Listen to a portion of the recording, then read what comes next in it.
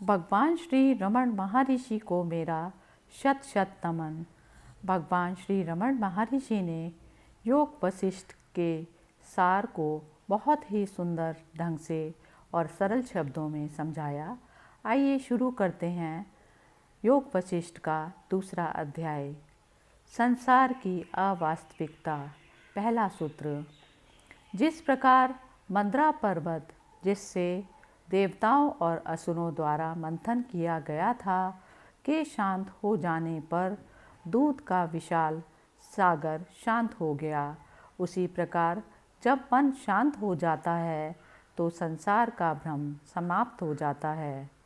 दूसरा, जब मन सक्रिय हो जाता है तो संसार का उदय होता है, और जब मन शांत होता है तो यह समाप्त हो जाता है।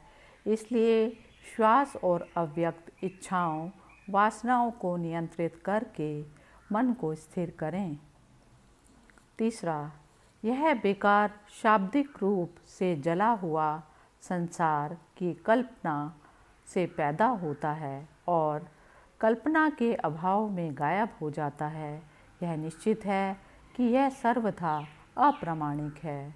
सच्चाई पता चलने पर सांप की तस्वीर में सांप की कल्पना करना बंद हो जाता है। इसी प्रकार संसार का अस्तित्व समाप्त हो जाता है जब सत्य का एहसास होता है, भले ही वह प्रकट होता रहे। पांचवा, संसार का यह दीर्घकालिक भूत जो मनुष्य के भ्रमित मन की रचना है और उसके दुखों का कारण है, जब कोई इस पर विचार करता है तो गायब हो जाता है। छठा, हे राम, माया ऐसी है कि यह अपने विनाश से ही आनंद लाती है। इसकी प्रकृति गूढ़ है। अवलोकन के दौरान भी इसका अस्तित्व समाप्त हो जाता है। सातवां, हे बालक, यह माया सचमुच अद्भुत है जो सारे संसार को भरमाती है। यह इसके कारण है कि शरीर के सभी अंगों में व्याप्त होने पर भी आत्मा का बोध नहीं होता। आठवां, जो कुछ भी दिखाई देता है उसका वास्तव में अस्तित्व नहीं है। यह गंधर्वों के पौराणिक शहर या मृगतृष्णा की तरह है। नौवां, जो हमारे भीतर होते हुए भी दिखाई नहीं देता, वह शाश्वत और अविनाशी आत्मा कहलाता है। 10वां, जिस प्रकार झील के किनारे के वृक्षों का प्रतिबिंब होता है जल में, उसी प्रकार ये सभी विविध वस्तुएं हमारी चेतना के विशाल दर्पण में प्रतिबिंबित होती हैं।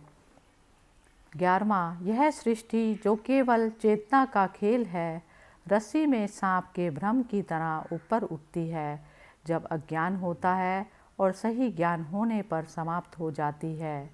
12वां, यद्यपि बंधन वास्तव में अस्तित्व में नहीं है, फिर भी यह सांसारिक भोगों की इच्छा से मजबूत हो जाता है। जब यह इच्छा शांत हो जाती है तो बंधन कमज़ोर हो जाता है।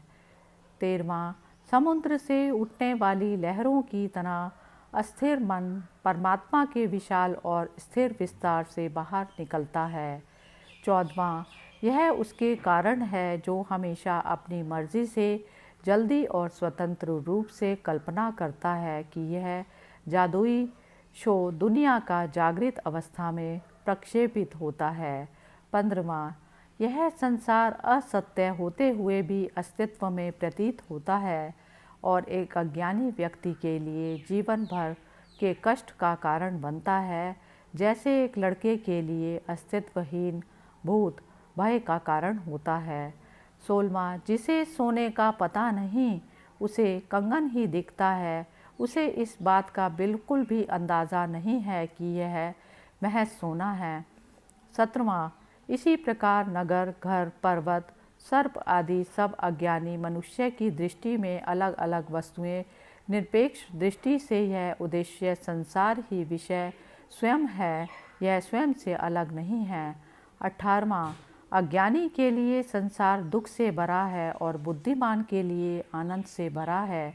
अंधे व्यक्ति के लिए संसार अंधकारमय है और जिसके पास आँखें हैं उसके पास संसार उजियाला है।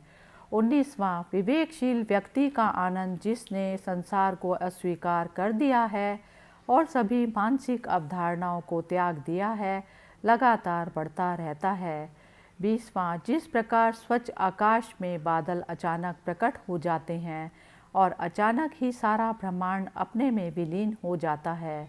21वां जो किरणों को सूर्य से भिन्न नहीं मानता और यह अनुभव करता है कि वे सूर्य ही हैं, वह निर्विकल्प कहलाता है। 22वां जिस प्रकार कपड़े की जांच करने पर वह केवल धागा ही नजर आता है, उसी प्रकार जांच करने पर यह संसार भी केवल आत्मा ही नजर आता है। 23वां यह आकर्षक संसार चेतना के अमृत सागर में एक लहर की तरह उठता है और उसी में विलीन हो जाता है। फिर वह मध्य में अर्थात जब प्रकट हो उससे अर्थात चेतना से भिन्न कैसे हो सकता है। 24वां जिस प्रकार झाग, लहरें, ओस और बुलबुले जल से भिन्न नहीं हैं, उसी प्रकार आत्मा से उत्पन्न हुआ यह संसार भी आत्मा से भिन्न नहीं है। 25वां जिस प्रकार फल, पत्तियां, लताएं, फूल, शाखाएं, टहनियाँ और जड़ से युक्त वृक्ष के बीज में विद्यमान है, उसी प्रकार यह व्यक्त जगत ब्रह्म में विद्यमान है। 26वां जिस प्रकार घड़ा मिट्टी में ही मिल जाता है, लहरें पानी में और आभूषण सोने में ही मिल जाते हैं, उसी प्रकार संसार जो आत्मा से निकला है अंततः आत्मा में ही मिल जाता है। जब 27वां जब कोई रस्सी को नहीं पहचानता तब सांप प्रकट हो जाता है, जब कोई रस्सी को पहचान लेता है तो यह गायब हो जाता है। इसी प्रकार यह संसार तब प्रकट होता है जब आत्मा की पहचान नहीं होती। जब स्वयं को पहचान लिया जाता है तो यह गायब हो जाता है। 28वां यह अदृश्य आत्मा के प्रति हमारी विस्मृति ही है, जिसके कारण संसार उसी प्रकार प्रकट होता है जैसे रस्सी की अज्ञानता के कारण सांप प्रकट होता है। 29वां जिस प्रकार जागृत अवस्था में स्वप्न और स्वप्न में जागृत अवस्था असत्य हो जाती है, उसी प्रकार जन्म में मृत्यु और मृत्यु में जन्म असत्य हो जाता है। 30वां इस प्रकार ये सब ना तो वास्तविक है और ना ही अवास्तविक, वे ब्रह्म का प्रभाव है, पिछले कुछ अनुभवों से उत्पन्न आभास मात्र है। इस प्रकार योग वशिष्ठ सार का दूसरा अध्याय समाप्त हुआ। हरि ओम तत्सत।